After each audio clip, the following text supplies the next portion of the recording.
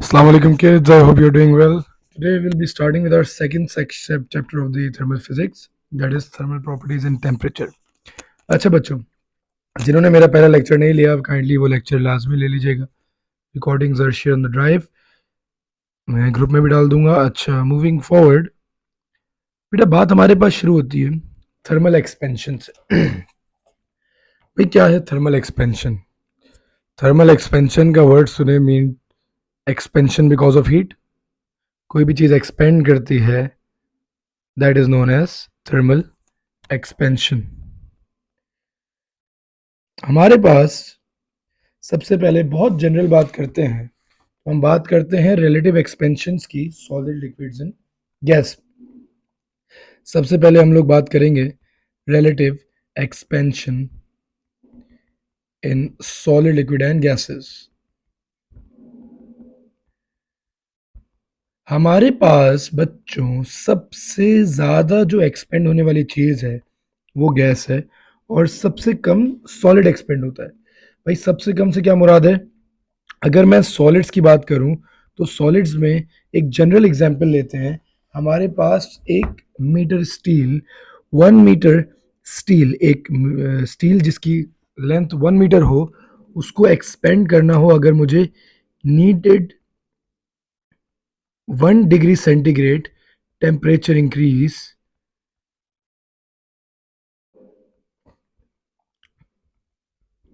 to expand 0.012 millimetre. Solid में अगर मैं एक स्टील की मिसाल लूं तो हमारे पास 1 मीटर लंबी स्टील की रॉड को 1 डिग्री सेंटीग्रेड अगर मैं टेम्परेचर बढ़ाऊंगा तो उसकी एक्सपेंशन 0.012 मिलीमीटर होगी. I hope that make sense. अच्छा जी, हमारे पास जो लिक्विड्स होते हैं, liquids expand approximately 5 times more than solids. और हमारे पास जो गैसेस होती हैं, gases expand around 20 times more than liquids.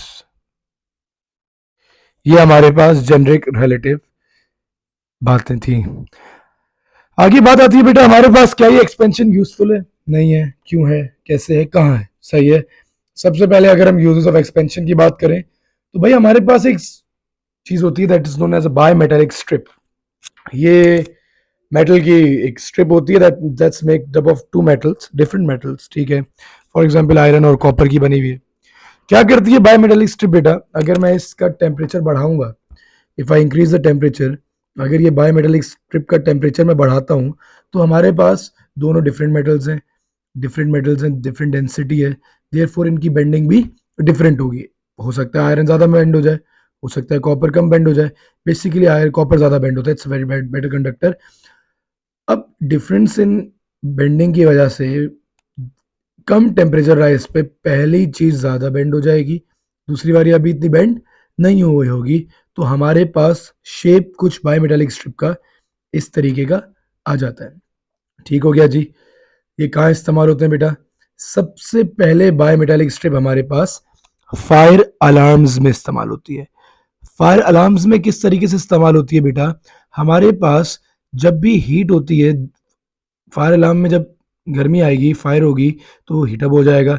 जब हीटअप हो जाएगा बेटा हमारे पास, तो ये जो हीट है, इस हीट की वजह से हमारे पास क्या होगा? हमारे पास बेंड हो जाएगी रॉड, कुछ इस तरीके से क्या हो जाएगी? कॉपर रॉड बेंड हो जाएगी, हमारे पास थोड़ी सी बेंड हो जाएगी. अच्छा जी, एक सेकेंड जी. जब कॉपर रॉड हमारे पास बेंड हो जाएगी तो वो हमारे पास जो है इस सर्किट को कंप्लीट कर देगी. सर्किट को कंप्लीट कर देगी तो बेल क्या करना शुरू कर देगी? रिंग करना शुरू कर देगी. अब होगा क्या भाई? अगर हमारे पास थोड़ी देर बाद जब टेम्परेचर थोड़ा ठंडा हो जाएगा तो ये वापस रॉड बिल्कुल डिक्लाइन हो जाएगी, वापस डिक्लाइन हो जाएगी, सर्किट फिर से डिटैच हो जाएगा और things will go smoothly backwards. ठीक है जी, हमारे पास चीज़ें वापस हो जाएंगी. भाई इसके अलावा सर बायोमेटालिक स्ट्रिप, ये हमारे पास थर्मोस्टेट में भी इस्तेमाल होती है। थर्मोस्टेट्स ऑफ आयरन में हम हमारे पास ये bimetallic strips they are used in thermostats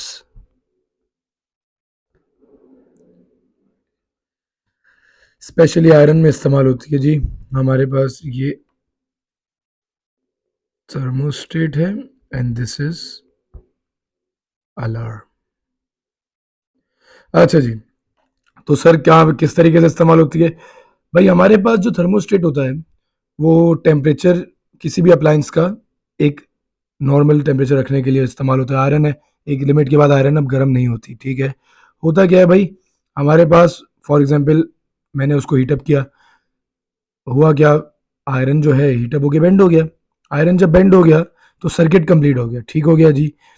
अभी भी हीट प्रोवाइड हो रही है, अभी भी हीट प्रोवाइड हो रही है। तो जब थोड़ी ज़्यादा हीट प्रोवाइड हो जाएगी तो हमारे पास दूसरी वाली चीज़ भी बेंड करना शुरू करेगी। अब दूसरी वाली रॉड जब बेंड करना शुरू करेगी तो ये हमारे पास दोनों की bending combined together will make the rod straight, ठीक है जी। देयरफॉर सर्किट क्या हो जाएगा, ब्रेक हो जाएगा, वो इससे ज़्यादा बेंड नहीं करेगी। दोनों बेंड करेंगे, दूसरे को रेजिस्ट करेंगी। देन अगेन अगर भाई मैं बंद कर देता हूँ उसको, आयरन को, तो हमारे पास आहिस्ता आहिस्ता जब टेम्परेचर कम हो जाएगा, Aahista Aahista when temperature will decrease, temperature के डिक्रीज होते ही होते ये हमारे पास जो है कनेक्शन डिटैच हो जाएगा और हमारे पास आयरन वापसी ठंडी होना शुरू हो जाएगी। तो ये हमारे पास एक दो बेसिक एग्जांपल्स थी, ठीक है जी। मूविंग फॉरवर्ड हमारे पास थर्मल एक्सपेंशन एक और जगह बहुत कॉमनली यूज होती है, that is known as thermometer. अच्छा जी, अगर बेटा मैं थर्मोमीटर की बात करूं तो हमारे पास ह्यूमन बॉडी, इसके अंदर mercury liquid in glass thermometer की बात कर रहा हूं। थोड़ा सा बताता चलूं that the melting point of mercury हमारे पास is -39 degree centigrade and it freezes at 300 and sorry उल्टा बोल दिया, freezing point of mercury is -39 degree centigrade और हमारे पास बॉइलिंग पॉइंट हमारे पास होता है 357 डिग्री सेंटीग्रेड। आप कह सकते हो ये मेल्टिंग पॉइंट है और ये बॉइलिंग पॉइंट है, ठीक है जी। ये मैं मर्क्यूरी की बात कर रहा हूँ। मर्क्यूरी हमारे पास जो है टॉक्सिक इन नेचर होता है। Mercury is toxic in nature, ठीक हो गया जी। इसकी टॉक्सिसिटी की वजह से आजकल मर्क्यूरी की जगह हम लोग गैलेस्टिन यूज कर रहे हैं, ठीक है जी। We are using गैलेस्टिन।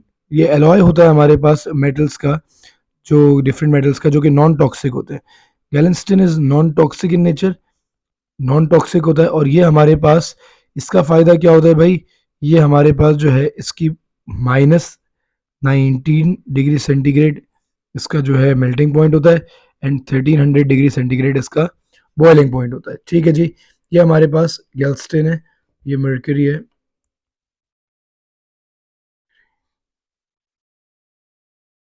गैल्स्टिन, अच्छा जी।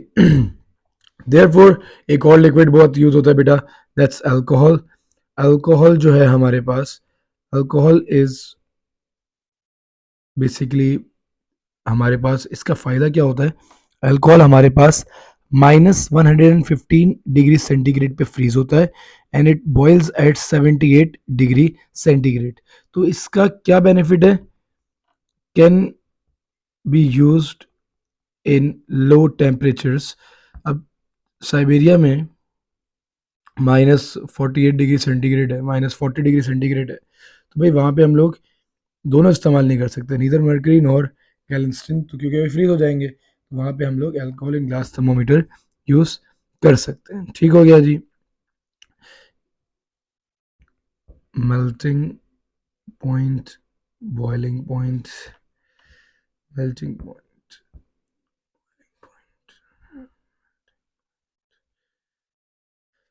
हम मूविंग फॉरवर्ड हमारे पास भाई होता क्या है, थर्मल एक्सपेंशन। जब मैं किसी भी थर्मोमीटर को किसी भी बॉडी के साथ टच करता हूँ, तो जो बल्ब है थर्मोमीटर का, this bulb of the thermometer has liquid in it, can be any liquid. Let's take an example of mercury. ये मर्करी बॉडी से हीट एब्जॉर्ब करता है, इट एक्सपेंड्स। मर्करी एक्सपेंड होता है, जितनी हीट होगी उस हिसाब से एक्सपेंड होते होते जहां पे आके रुकेगा, this will be the temperature of the body. कोई टेंशन की बात तो नहीं है सर? अबे वाह यार बेटा, तुम्हें ये नहीं पता थर्मोमीटर क्या होता है? बेटा थर्मोमीटर, आप कभी बीमार होते हो तो थर्मोमीटर इस्तेमाल करते हैं, ठीक है? It is a device that is used to measure temperature. ठीक है जी। जी जी बेटा, ये हॉस्पिटल वाला एक ही चीज है, एक ही चीज है, शाबाश। It is a device that is used to measure temperature. Okay जी, moving forward, how to scale a thermometer बेटा? This calibration is not the part of your syllabus any more, but then again थोड़ा सा common knowledge के लिए, हमारे पास जो 0 degree centigrade की line होती है बेटा, ये हमारे पास आइस पॉइंट कहलाती है। जो 0 डिग्री की लाइन है ना बेटा, this is known as the ice point. Ice point 0 degree centigrade. अच्छा जी, इसको कैसे निकालते हैं? We use a melting ice for this. हम लोग एक वो लेते हैं, कोनिकल फनल लेते हैं, ठीक है जी। इसके नीचे हम बीकर रखते हैं, ठीक है। हम इस बीकर में, हम लोग इस बीकर के अंदर जो है, बीकर रखा होता है, इसके अंदर यहाँ पे आइस ब्लॉक्स होते हैं, ठीक है जी। हम लोग जो थर्मामीटर है हमारा, उस थर्मामीटर को इसमें रख देते हैं, ठीक है। ये थर्मामीटर जो है, इस थर्मामीटर में जब इस रीजन पे क्या होगा कि भाई जब मैं मेल्टिंग आइस में रखूंगा तो ये थर्मामीटर बिल्कुल कॉन्ट्रैक्ट कर जाएगा, and it will give us the minimum reading जो हमारे पास आइस पॉइंट की होगी। स्टीम पॉइंट के लिए हम क्या करेंगे भाई? हम स्टीम पॉइंट के लिए बॉइलिंग वाटर के ऊपर, बॉइलिंग वाटर की स्टीम के ऊपर हम लोग जो है थर्मामीटर को रखते हैं, ठीक है जी। हम लोग वी बॉयल द वाटर, ये वाटर जो है हमारे पास इट स्टार्ट्स टू बॉयल, ठीक है जी। We put place our thermometer over here, ठीक है। ये थर्मामीटर हम लोगों ने यहाँ रखा, ये हमारे पास जो है मैक्सिमम रीडिंग दे देगा, we name it the steam point, ठीक है जी। सो ये हमारे पास जेनरिक एग्जांपल्स थी। अच्छा जी, ये बात यहाँ पे लिखी हुई भी है, ठीक है। मूविंग फॉरवर्ड, हमारे पास कहानी आगे आती है बेटा इंटरनल एनर्जी की। We have a concept that is known as internal energy. What is internal energy beta? Internal energy is basically the microscopic sum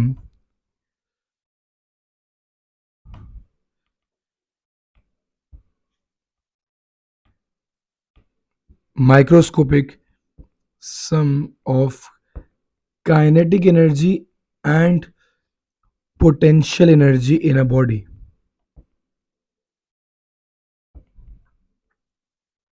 but हम लोग पोटेंशियल की बात अभी नहीं कर रहे होते, हम लोग सिर्फ काइनेटिक एनर्जी की बात कर रहे होते हैं। तो बेटा होता क्या है, व्हाट इज इंटरनल एनर्जी और ये क्या है, क्यों है? हमें पता है भाई कि हमारे पास हर ऑब्जेक्ट जो है, हर एटम मूव कर रहे हैं। सॉलिड के particles vibrating at a fix point, liquid के particles they are moving with the liquid, gas particles are free to move. हर पार्टिकल मूव कर रहा है, हर पार्टिकल की कुछ ना कुछ माइक्रोस्कोपिक लेवल पे कौन सी एनर्जी है? Kinetic energy, because they are moving, atom is moving, therefore they have kinetic energy in it. अच्छा जी, कहानी यहाँ पे भी खत्म नहीं होती। हमने कहा भाई इंटरनल एनर्जी जो है, इसका एक जेनरिक फॉर्मूला भी होता है, U is equals to kinetic energy plus potential energy. U is basically internal energy, no very important,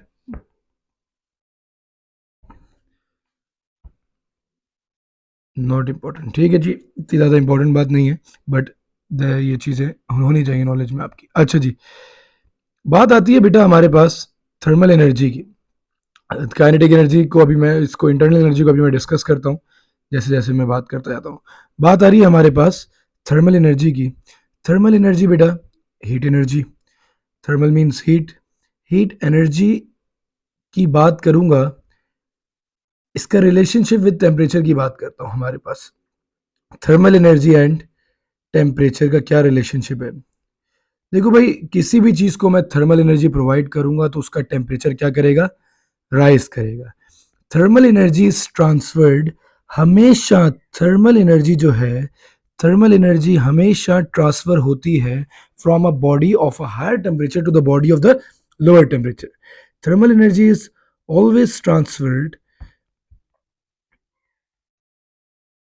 from the body of higher temperature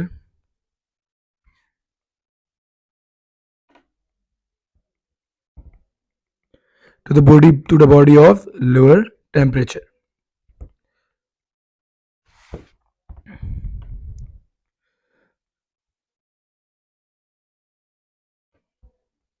कभी भी थर्मल एनर्जी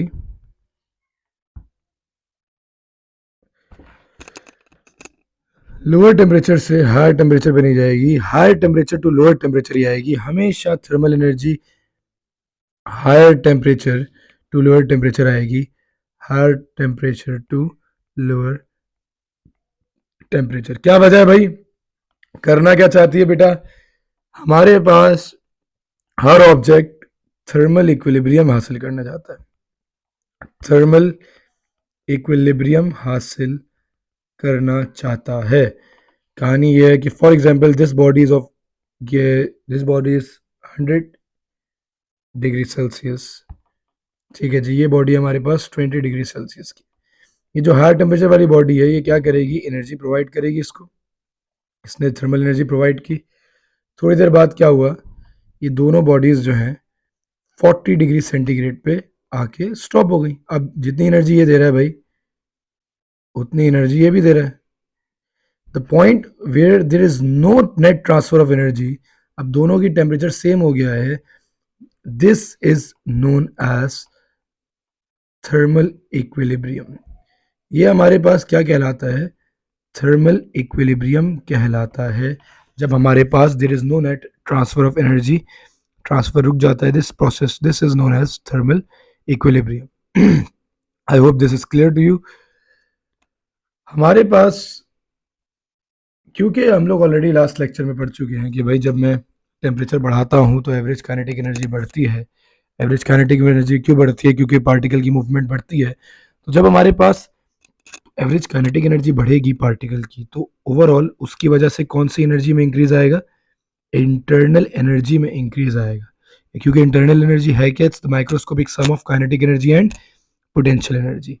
तो ये बात जहन में रखिएगा हमारे पास कि थर्मल एनर्जी बढ़ाने से इंटरनल एनर्जी बढ़ती है because of increase in kinetic energy. Moving forward बेटा, अब हमारे पास this a concept of specific heat capacity. क्या होती है स्पेसिफिक हीट कैपेसिटी बेटा? हमारे पास अगर मैं बात करता हूं स्पेसिफिक हीट कैपेसिटी से पहले हीट कैपेसिटी की, चलें बात शुरू करते हैं हीट कैपेसिटी से, फिर हम लोग स्पेसिफिक हीट कैपेसिटी पे आते हैं. हमारे पास what is heat capacity? Heat capacity is the thermal energy, it is basically the thermal energy required. हमारे पास हीट कैपेसिटी क्या होती है? जो भी heat energy thermal energy require होती है to increase temperature of any body, to increase temperature of any body by 1 degree centigrade. बेटा क्या बोल रहा हूँ? मैं बोल रहा हूँ मेरे पास एक ऑब्जेक्ट था, उस ऑब्जेक्ट में हमारे पास उसका टेम्परेचर था हमारे पास 30 डिग्री सेंटीग्रेड. मैंने इस ऑब्जेक्ट को 100 जूल्स एनर्जी प्रोवाइड की. ये ऑब्जेक्ट जो है हमारे पास इसका टेम्परेचर हमारे पास हो गया अब 31 डिग्री सेंटीग्रेड. तो ये जो मैंने एनर्जी प्रोवाइड की जिसकी वजह से इसका टेम्परेचर बढ़ा, ये क्या है? हीट कैपेसिटी है. Thermal energy required to raise temperature of any mass by 1 degree centigrade. Energy required to increase mass by every of any mass by 1 degree centigrade. ठीक है जी. थर्मल एनर्जी वो एनर्जी जो किसी भी बॉडी का temperature 1 degree centigrade बढ़ाने के लिए एनर्जी रिक्वायर्ड होगी, वो हमारे पास हीट कैपेसिटी कहलाती है. अच्छा जी, अब बात करते हैं बेटा स्पेसिफिक हीट कैपेसिटी की. स्पेसिफिक हीट कैपेसिटी क्या होती है? Let's okay. Specific heat capacity is basically, जगह नहीं है, थोड़ा इसको नीचे कर देते हैं,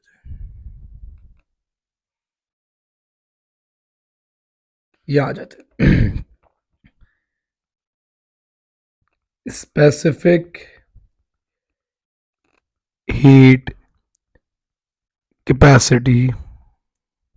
Specific heat capacity क्या है भाई?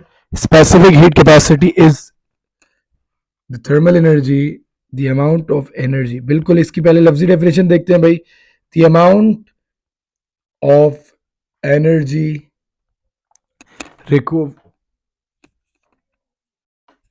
required to raise temperature.